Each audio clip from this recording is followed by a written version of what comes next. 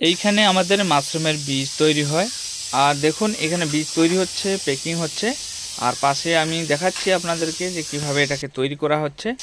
এইখানে আমি আপনাদেরকে দেখাচ্ছি কিছু বীজ আছে ফুল ম্যাচিওর হয়ে গেছে। দেখুন এই যে বীজগুলো না, এগুলো ফুল ম্যাচিওর হয়ে গেছে, একদম নিচ পর্যন্ত পুরা জমাট বেঁধে গেছে। দেখুন এইরকম সাদা হয়ে গেলে মাশরুম চাষের জন্য ব্যবহার করা হয়। আর পাশে একটা বীজ আছে, এটা হাফ ম্যাচিওর হয়ে আছে। এই যে বোতলটা, এটা হাফ ম্যাচিওর হয়ে আছে, ফুল ম্যাচিওর হয়নি। নিচের দিকে দেখুন জমাট বাঁধেনি, একটু দানা দানা হয়ে আছে। এরকম হয়ে থাকলে এটাকে আর কিছুদিন এইরকম ঘরে এরকম বসিয়ে রাখলে, যেখানে আলো বাতাস আসছে সেই জায়গায় যদি রাখা হয়, তাহলে এটা 3-4 দিনের ভিতরে ফুল ম্যাচিওর হয়ে যাবে। তারপরে এটাকে আমরা ব্যবহার করতে পারবো। এইখানে যে বোতলগুলোয় বীজ আছে, এগুলো সবে কালচার দেওয়া হয়েছে কালকে রাত্রিবেলা। তো এইগুলাকে ঘরে কিছুদিন রাখতে হবে।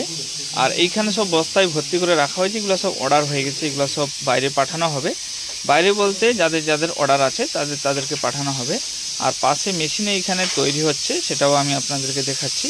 মেশিনের ভিতরে এখন প্রসেসিং চলছে, বীজগুলো এখনও তৈরি হয়নি। এইখানে মেশিনে তৈরি হচ্ছে, দেখুন এটা হচ্ছে বীজ তৈরির মেশিন। এখানে বীজগুলো তৈরি হচ্ছে, প্রসেসিংয়ে আছে। তৈরি হওয়ার পরে এগুলাকে আবার শুকাতে হবে, তারপরে এতে মাদার স্পান দেওয়া হবে, মানে যেটাকে কালচার বলা হয়।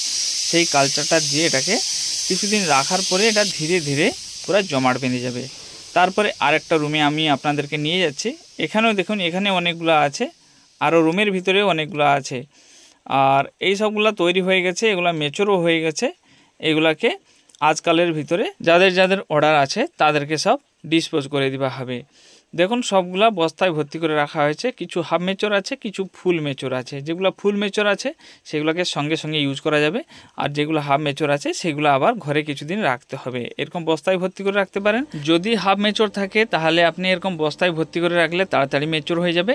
নাহলে সবথেকে ভালো হবে এগুলোকে যদি আলাদা আলাদা করে রাখা হয়, বোতলকে একটু একটু ছেড়ে রাখা হয়, তাহলে বীজটা একটু লেটে ম্যাচিওর হবে আর অনেক দিন পর্যন্ত থাকবে, কিছু না হলে 15 দিন।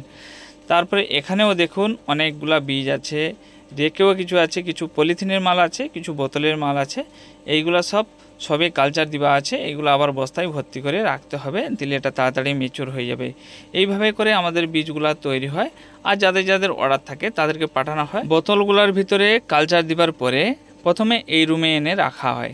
তারপরে এখানে যখন হাফ ম্যাচিওর হয়ে যায় তখন এইগুলাকে নিয়ে বস্তায় ভর্তি করে দেওয়া হয়। আমার পাশে দাঁড়িয়ে আছে আমার বড়দা, উনি সব দেখাশোনা করেন এই সব জিনিসগুলাকে।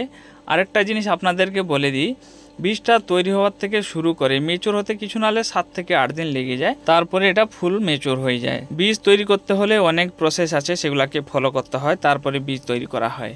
আশা করি বন্ধুরা ভিডিওটা ভালো লেগেছে। যদি ভালো লেগে থাকে লাইক, শেয়ার, সাবস্ক্রাইব অবশ্যই করে নেবেন। ভিডিওটা কেমন লাগলো কমেন্ট করে অবশ্যই জানাবেন। ভালো থাকুন, সুস্থ থাকুন।